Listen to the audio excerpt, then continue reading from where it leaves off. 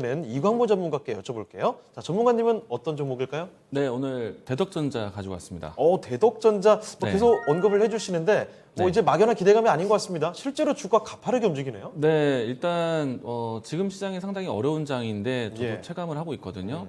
근데 옆에서 이제 이 김동희 전문가 정말 좋은 이야기 해주셨어요. 네. 시장이 힘든 장에서 좋은 종목이 또 싸게 나올 수 있는 그런 기회를 찾으셔야 되는데 제가 최근에 와서 내내 이야기를 드렸던 섹터가 또 반도체이기도 하고 예. DDR5 이야기들을 많이 건네드렸기 때문에 아마 제가 계속 소개했던 종목이기 때문에 많은 분들이 아실 거라고 생각합니다.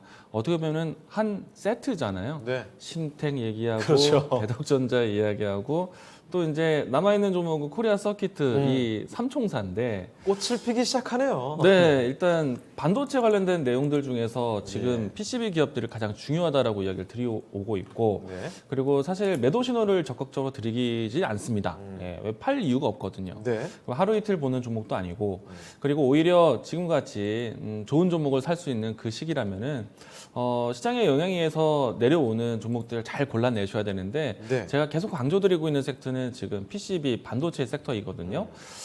이 때문에 대덕전자도 최근에 이제 시장 8월 중순쯤에 조정 나왔을 때도 오히려 이 종목은 사야 된다.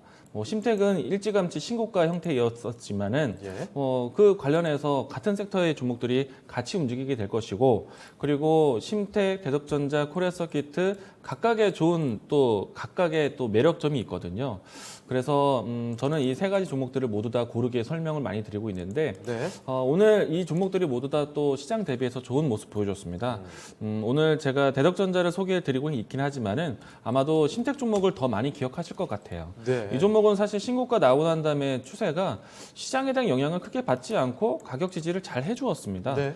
그리고 주가 높이를 보시게 되면은 역사적인 고점을 형성해주고 있고 최근 지난해 연말과 올해 때까지 만들었던 박스권도 훌쩍 넘어간 모습이에요. 그래서 이미 가지고 계신 분들 그리고 또 제가 지난해 6월달, 7월달부터 강조를 정말 많이 들었는데 아마도 긴 호흡으로 제 방송을 보셨던 분들은 지금도 수익이 좀 크게 진행될 거라고 생각이 되고요. 그래서 또 다음 종목 같은 경우에 대덕전자도 마찬가지예요. 제가 지난해 6월달, 7월달에부터 소개드렸던 종목들 중에 세트 예. 종목인데 대덕전자도 지금 최근 이번 주 주중에 지수 반등 나올 때 지난해 또 올해까지 만들었던 박스권 상단을 확실히 넘어갔습니다. 그래서 지금 이제 잭소론 미팅이라든지 특정의 이슈는 있지만은 일단 이 종목들이 올라갈 수밖에 없는 환경을 앞으로 만나게 됩니다.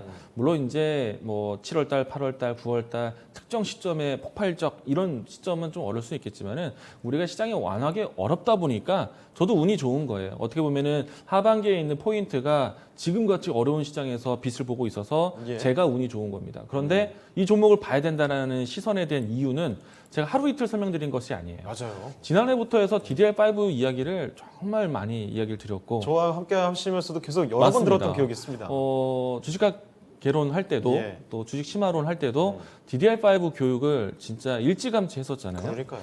제가 오죽하면은 DDR5 소개 1주년이 지났습니다. 예, 작년 6월달, 7월달에 처음 이야기를 드리기 시작을 했었으니까 딱 1년이 지났는데 그 1년 동안 주가가 정말 크게 올랐거든요.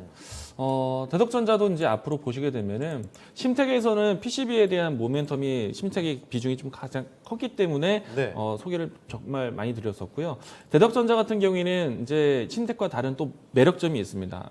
보시게 되면은 대덕전자는 메모리 쪽뿐만 아니라 비메모리에 대한 투자를 아주 적극적으로 하고 있거든요. 네. 삼성전자가 지금 또 새롭게 투자를 집중적으로 하고 있는 것이 파운드리 비메모리 쪽이고 그리고 오늘 뉴스 중에서 제가 또 아주 관심 있게 갔던 뉴스 중에 하나는 TSMC가 가격 인상한다는 소식. 예. 그러면은 TSMC가 만들어지는 전체적인 반도체 가격에 대한 밸류를 높여주면은 삼성전자, SK하이닉스 그동안의 가격 부담에 대한 부분들이 좀 더 해소될 거라고 보고 있어요.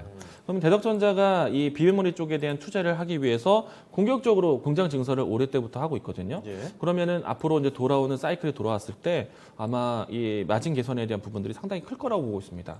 근데 조금 더 아쉬운 점은 뭐가 있냐면은 인텔이 이제 앞으로 새로운 CPU를 공급하는데 TSMC가 이 공급을 이제 그 발주를 따냈거든요. 예. 근데 이제 그 단위가 5에서 6나노대급인데 우리나라에서 하고 있는 거는 사실 7나노급 정도밖에 아직은 안 되고 있어요. 네. 그런데 여기서 이제 초고사양으로 넘어가는 그 시기가 삼성전자가 조금 더 속도를 내준다라면은 대덕전자와 같은 기업들은 동반 성장 가능하거든요. 네. 긍정적으로 보셔도 좋을 것 같고, 그리고 제가 또 세트 종목으로 심택, 대덕전자, 코리아 서킷 이야기하고 있는데, 코리아 서킷은 상대적으로 좀 조정은 좀 있습니다. 그렇죠. 코리아 서킷 같은 경우에는 사실 약점이라고 한다라면은 기존에 썼던 심택이나 대덕전자 같은 경우에는 메모리 기준으로 해서 안정적인 시장처가 있는데, 네. 코리아 서킷은 그 시장 이외에 그러니까 이 주기판 시장, 그러니까 스마트폰이라든지 아니면 노트북 쪽이라든지 이와 같이 좀 핸드셋 쪽에 있는 기판을 좀 만드는 역할을 하다 보니까 예. 오히려 그게 약점이었어요. 왜냐하면은 지난해 하반기 때부터 해서 올해 때까지 해서 스마트폰에 대한 신제품 출시가 좀 없었잖아요. 그래서 이게 약점이었는데 아시겠지만은 이제 애플이 신제품 출시 예고했고 네. 그리고 실질적으로 이 삼성전자는 신제품 출시가 나왔고 물론 이제 폴더폰이긴 하지만은 애플에 대한 아이폰 출시 나오는 시기에 맞춰서 갤럭시 본 제품에 대한 실제품이 나올 겁니다. 그러면은 이 메모리 모바일 쪽에 대한 수에도 핸드셋 부분에서도 개선점이 나올 수 있기 때문에 예. 기존에 있었던 DDR5 메모리에 대한 사이클뿐만 아니라 대덕전자는 이래서 또 코리아 서킷은 이래서 또 심택은 이런 강점이 그러니까 모두 다 좋을 수밖에 없는 시장이 왔어요. 그래서 저는 뭐 세 가지 종목 모두 다 적극적으로 소개를 드리고 있고요. 그리고 아직까지 제가 매도를 하지 않습니다라는 방송 표현을 사실 많은 종목에서 하고 있거든요. 네. 효성첨단 소재도 보시게 되면 1년이 넘어가는 기간 동안에 안 팔아 소개를 했었기 때문에 예. 그래서 큰 수익 났는데 이번에 제가 계속 강조드리는 거는 DDR5입니다. 1년 됐어요. 1년 됐는데 지금도 팔 자리는 아닙니다. 예. 앞으로 사이클 진짜 열리는 시장은 이제부터 시작되는데 벌써 내려오지 마시고 오히려 이제 시장이 많이 좀 어지러지고 힘든 시장이 오면은 이런 종목은 빠지면 사야죠. 네. 이런 종목을 빠지면 사실 수 있으니까 좀 관심 있게 계속 보자라고 이야기 드리겠습니다. 네. 자, 이전부터 이광호 전문가가 자주 언급해 주셨던 종목들이 있습니다. 심택이나 대덕전자, 코리아 서킷 이런 종목이었는데요. 심택은 한번 일단 주가 불을 뿜었고 이제 대덕전자의 그 차례가 온 것 같습니다. 주가 상승 그 추세가 오늘 보여지는 모습까지 확인이 됐거든요. 오늘 장 특징주로 살펴드렸습니다.